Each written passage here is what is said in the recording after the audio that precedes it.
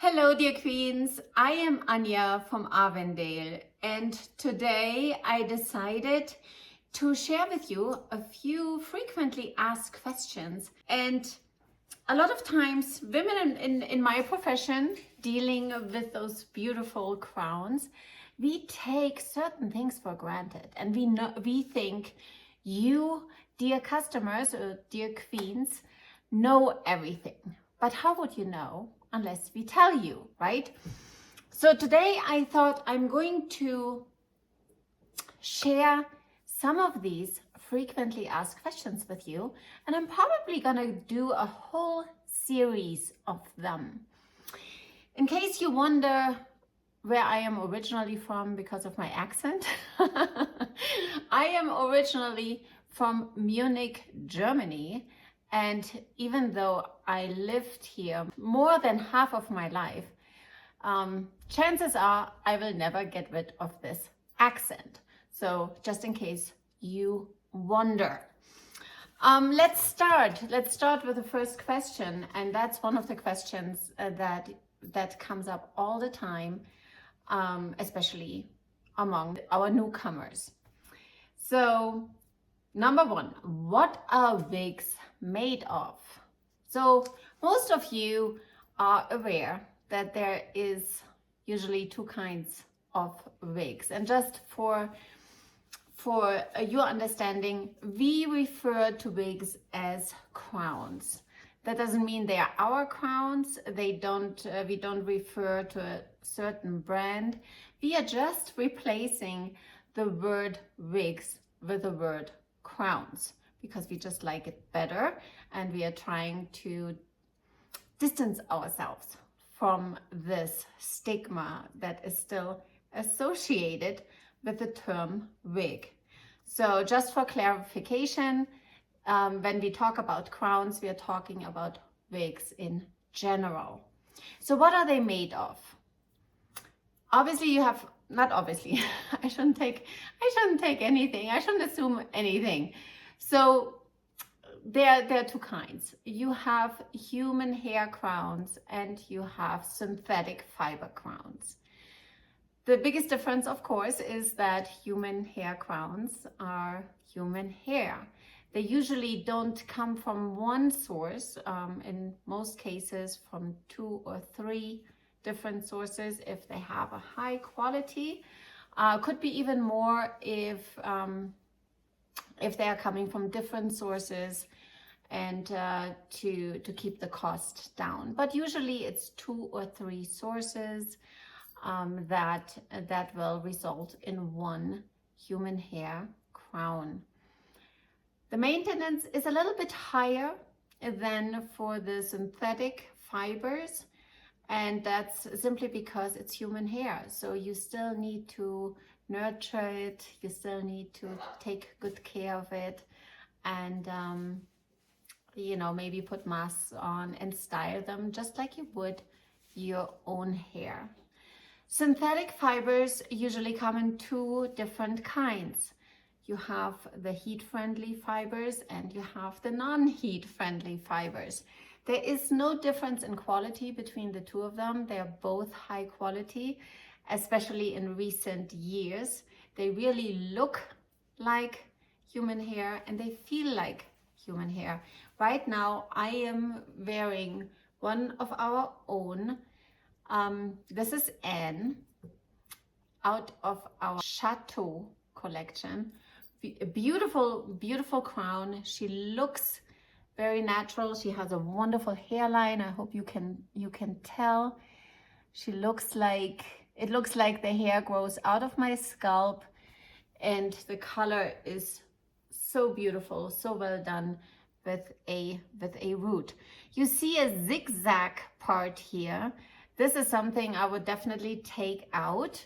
This just shows that this is a brand new crown, just came out of the box, has never been worn. Some queens prefer to keep that zigzag part in. To me, it looks a little bit wiggy, so I take it out, and trust me, once I take it out, nobody would be able to tell that I am not wearing my own hair. The maintenance between the heat-friendly fibers and the not heat-friendly fibers is a little bit different.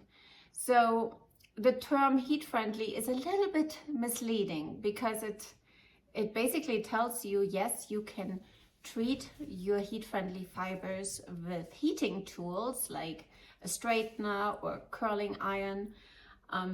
But that while that is true, it is also true that they actually require heat. The big difference between human hair and synthetic fiber is also that synthetic fibers can become a bit more frizzy in the lengths, and that is just because it is synthetic. So that means it rubs on your clothing, it rubs on your chair, or on your sofa. So there is more friction, and because it's synthetic, it becomes a little frizzy. Before that happens, it is always advised and recommended that you treat your crowns, your heat-friendly crowns, with heat, just to make them smooth again and to melt the fibers in one direction again, if that makes sense. So don't wait too long. Always comb your hair on a regular basis. Every time you take it off, go through it with a white tooth comb. Take good care of them. If you have a very long one, then do it regularly, numerous times a day. Don't just do it when you take it off, but do it more frequently during the day and before you put it on again. So that would be my advice. The least maintenance crowns are the synthetic, not heat-friendly crowns. The heat-friendly crowns require a little bit more maintenance because you have to treat them proactively with heat. And the highest maintenance are the human hair crowns. They last the longest.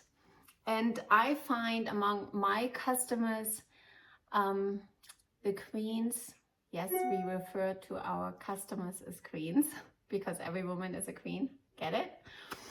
To queens who have a high level of suffering.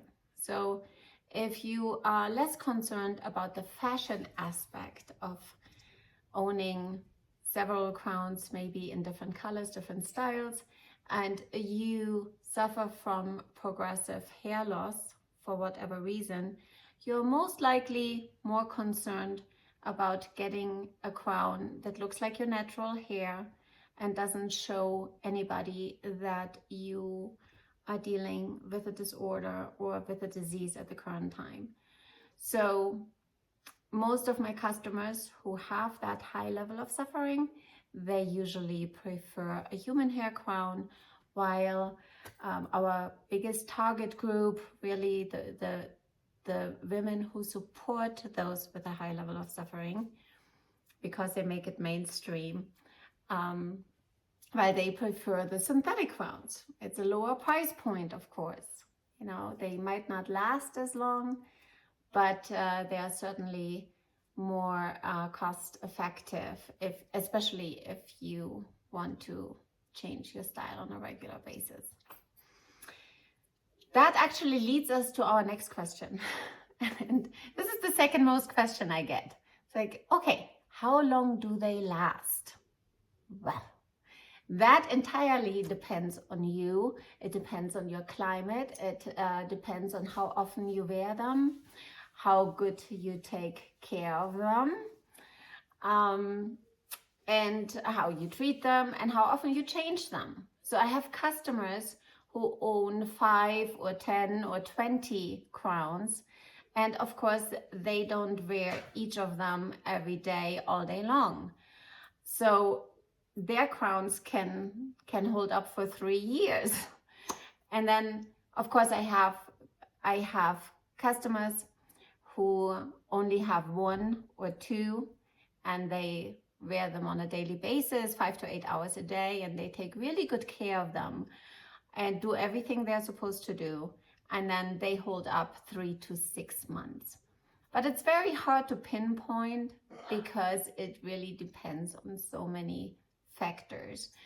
The human hair crowns, they last a little longer. They can last 1 to 2 years with proper care. Question number 3 of my FAQs is, what suits me? What crown suits my face shape? And this is a pet subject of mine because yes, there are certain guidelines. For example, if you have an oval face, chances are that you can pretty much wear any style that you like. If you have a rounder, more fuller face, chances are that styles with bangs and layers are more flattering for you. But here is my take on this. I always say, yes, of course, in the beginning, when you have really absolutely no clue what looks good on you and you have no idea and you need a starting point, then yes, these guidelines are very helpful. A lot of women at a certain age, like over 50, you know, when gravity takes its toll and gravity shows in your face, the rule of thumb is not to get a long style without any layers that is just long and sleek, because it could look like it's dragging your features even further down. So that might not be a good idea. But I'm the exception to the rule because in theory, I belong in this group. I should probably not wear long and sleek and straight. And what do?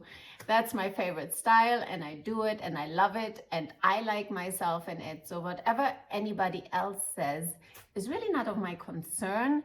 I love it. So getting back to my point, you probably have an idea what I'm about to say. You wear what you like best. And in the beginning, you might want to follow these guidelines a little bit, but at the end of the day, just suit yourself. You don't need to make anybody happy but yourself. And of course, there are people in your life whose opinion you cherish. But if they deserve that consideration, trust me, they want you to be happy. So as long as you are happy, as long as you are convinced, as long as you feel good in your own skin, don't worry so much what the guidelines say or what everybody else thinks. The last point I want to drive home today, like I said, I'm going to do a series of this, but I don't want this to get too long. The last point I really want to get across is please get a consultation with somebody who not only wants to sell you a crown, but who really cares and takes your goals, your expectations, and your dreams into consideration, and who guides you through the process. Please don't forget, we are not talking about a pair of shoes here. We are talking about crowns. We are talking about an item that is still associated with some stigma. So if you don't have anybody in mind, I would love to offer my services to you. I give video consultations that last 60 to 90 minutes, and I'm going to make sure that you can make a very well-informed decision, especially if you are new to crowns. My consultations, the information is below in the comments and in the description of this video. And I would hope that you share this video out with other queens in your life, not necessarily just women who have a high level of suffering, but maybe you know some women who are not happy with their hair or who have frequently bad hair days, or it's just always a stress factor because of time constraints or because of their jobs. They always need to to look their part and always need to look glamorous and fabulous. So please share this video, and if you want to do me the biggest favor, please subscribe to this channel. I hope to see you next time, and I hope to read a comment from you. I read them all, very grateful for all, and thank you so much for watching. Until next time.